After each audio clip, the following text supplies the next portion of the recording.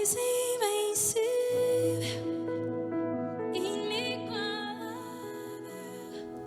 Olá, meus queridos irmãos, a paz do Senhor Jesus, a família Adonai, a todos os amigos, a todos aqueles que nos seguem no canal.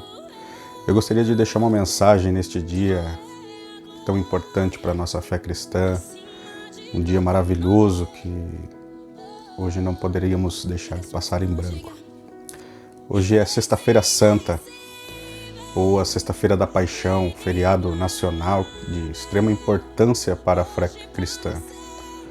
Nós relembramos neste dia a morte por crucificação do nosso Senhor Jesus Cristo. Porém, não só esse dia, mas essa semana toda que passamos, desde o domingo passado, é considerada pela tradição da igreja como a Semana Santa. E no domingo anterior comemorava-se o Domingo de Ramos, também um evento importante que marca esta data da crucificação de Cristo. O Domingo de Ramos é conhecido pela entrada triunfal, a entrada de Cristo em Jerusalém, quando ele estava sentado em um jumentinho em direção ao templo e as pessoas iam louvando, exaltando, erguendo os ramos e glorificando ali, reconhecendo ele como um grande Senhor, como um grande Mestre. E isso está relatado em uma profecia lá de Isaías, capítulo 9, verso de número 9. E eu gostaria de compartilhar com vocês, meus irmãos, os eventos dessa semana tão importante da nossa fé cristã. Vamos lá? Na segunda-feira até a sexta-feira ocorrem fatos extremamente importantes para nós. E precisamos saber disso. Eu irei resumir aqui para que a gente não se estenda muito, para sermos objetivos. Bom, desde o primeiro dia, na segunda-feira, ocorre a purificação do templo. Jesus então vai ao templo e ele expulsa os mercadores ali do templo, homens que estavam comercializando diversos tipos de produtos, animais, e impediam as pessoas de entrarem no templo para servirem, adorarem a Deus. Depois nós temos um episódio também da figueira que não tinha frutos, onde Jesus olha para aquela figueira e ele amaldiçoa aquela figueira por ela não apresentar frutos. Vamos ter também a discussão no templo de Cristo com os principais sacerdotes, com os escribas. Quando Jesus estava no templo ensinando a respeito das profecias, a respeito do reino de Deus, então os escribas e os sacerdotes entraram naquele lugar e começaram a discutir com Jesus e tentando ali encontrar algum ponto para o acusar. Temos também as últimas parábolas que Jesus proferiu dos dois filhos, dos lavradores maus, das bodas, do bom servo e do mau servo, das 10 virgens, dos talentos, além do sermão profético em que Jesus fala a respeito da destruição do templo de Jerusalém, Jesus fala do reino dos céus e Jesus fala da sua segunda vinda. Vamos ver também depois Jesus indo a Betânia, na casa de Lázaro, Marta e Maria. E Maria com um vaso de alabastro ali, portando um unguento de grande valor. Ela derrama esse vaso sobre a cabeça de Jesus, este perfume caríssimo. E ele considera aquele evento como a preparação do seu corpo para o dia do seu sepultamento. E Judas, ele, ao ver aquilo, ele se indigna e ele fala que seria melhor que vendesse aquele perfume e desse o dinheiro aos pobres. O próprio Judas depois ele sai e vai procurar os príncipes dos sacerdotes para vender e entregar a Jesus por 30 moedas de prata. Os discípulos também recebem a orientação do Senhor Jesus e se encarregam com os preparativos para a Páscoa. E durante toda a refeição, o Senhor Jesus, ele expressa ali alguns sentimentos e algumas coisas marcantes naquele evento. Ele dá instrução sobre a instituição da refeição eucarística, que é a nossa ceia, a Santa Ceia. Ele fala sobre o traidor que está sobre a mesa entre eles, né? Quando Jesus fala aquele que toma o bocado de pão, este é o traidor. é Judas.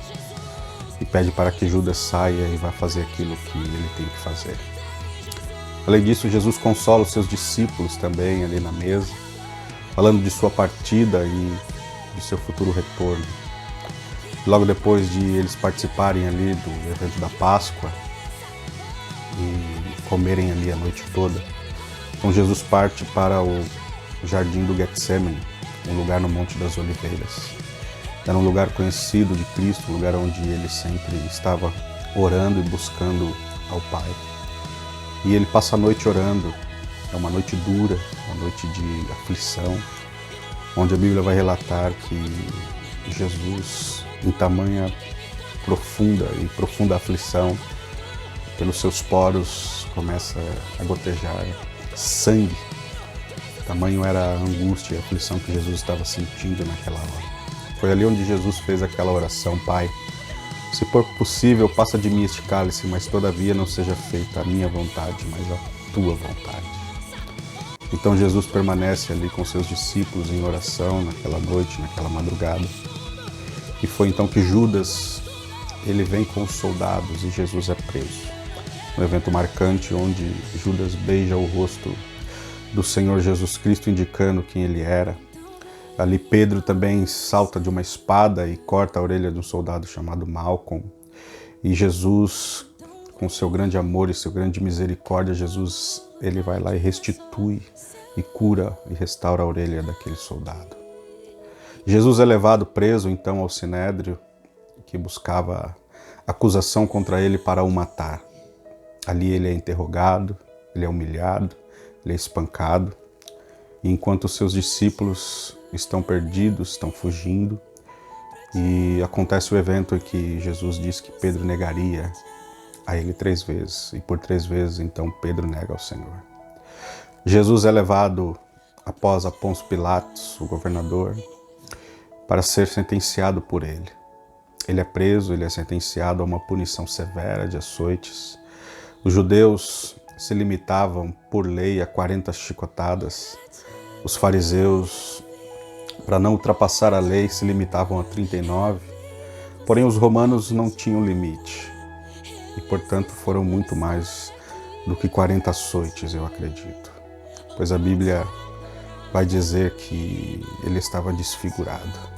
Aproximadamente mais de 300 soldados estão como espectadores assistindo ali ao massacre. O flagrum, que era um chicote usado pelos romanos, usado nessas sentenças com várias tiras de couro que tinham nas suas pontas pedaços de ossos e de metal também. E quando os soldados batiam no corpo do Senhor Jesus, aquilo, e tocava a pele era totalmente rasgada, dilacerada, e arrancava-se pedaços do corpo do Senhor. Escorria-se gotas extremas de sangue, aspergia-se sangue para todos os lados. Por isso a Bíblia vai descrever que ele estava totalmente desconfigurado, desfigurado e irreconhecível. Ainda depois colocaram sobre a sua cabeça uma coroa de espinhos com grande tamanho que perfurou a sua cabeça, o seu crânio. E além disso, jogaram sobre ele um linho vermelho de púrpura, uma cor de púrpura, simbolizando a cor da realeza. E ali começaram a zombar dele, chamando-o de Rei dos Judeus. Jesus passou ali extrema humilhação e dor por um período longo. Jesus é condenado à morte por crucificação, todo ferido e com seu corpo debilitado, dilacerado. Ele ainda tem que carregar uma cruz, uma haste de aproximadamente 50 quilos. Não era para ele, não foi preparado para ele. Mas ele carrega por um caminho até chegar ao Gólgota, conhecido também como Calvário ou Monte Caveira. E às 15 horas da tarde, às 3 horas da tarde, às 15 horas, o Senhor Jesus é crucificado, já crucificado ali, ele entrega o seu espírito ao Pai, morre e expressa aquela profunda frase que diz: Pai, em tuas mãos entrego o meu espírito, está consumado.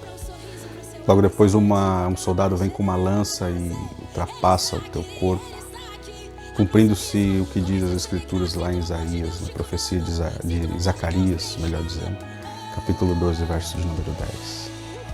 Logo depois que retiram o corpo de Jesus ali, José de Arimateia, um dos homens influentes entre os judeus, de posses, e ele cede o seu túmulo para que Jesus seja sepultado. O corpo de Jesus é preparado com especiarias antes do pôr do sol, então ele é sepultado. Os soldados são direcionados ali a guardar o túmulo de Jesus. Há uma grande movimentação em Jerusalém, e para que não houvesse rebeldia ou até um roubo no corpo de Cristo, o que era impossível, pois foi um túmulo que foi selado por uma pedra grande e jamais conseguiriam remover aquela pedra tão facilmente. E assim, então, irmãos, finda-se este dia, sexta-feira da Paixão, um dia tão marcante para todos nós. Eu quero dizer, irmãos, que essa data não é apenas um feriado qualquer, mas um dia importantíssimo da nossa fé cristã, pois foi exatamente neste período que Deus provou o seu grande amor a nós, entregando o seu Filho para morrer em nosso lugar, ali naquela cruz tão humilhante, como diz em João 3,16, porque Deus amou o mundo de tal maneira que deu o seu Filho unigênito para que todo aquele que nele crê não pereça, mas tenha a vida eterna. Ele foi entregue como ovelha muda ao matadouro, não abriu a sua boca para murmurar, mas cumpriu o grande sacrifício, fazendo expiação pelos nossos pecados, dos nossos pecados. Foi considerado como o mais indigno dos homens, foi humilhado, foi dilacerado em seu corpo e foi levado à morte mais cruel, que era separada aos criminosos mais terríveis da sua época, a morte por crucificação. Portanto, meus irmãos, não deixe de louvar a Deus, não deixe de louvar ao Senhor, não deixe de exaltar a Cristo neste dia, pois, como disse, não é um simples feriado, mas é um dia marcante e importante para a nossa fé cristã, para nós relembrarmos o grande amor que o Senhor derramou pela nossa vida no Calvário. A morte foi vencida no Calvário. Ele ressuscitou, Ele está vivo e breve Ele voltará. Que Deus abençoe a minha vida, que Deus abençoe a sua vida, que Deus abençoe a todos nós e possamos permanecer firmes nessa fé, neste período tão difícil de nossa vida. Um grande abraço a todos, um ótimo dia, Deus abençoe.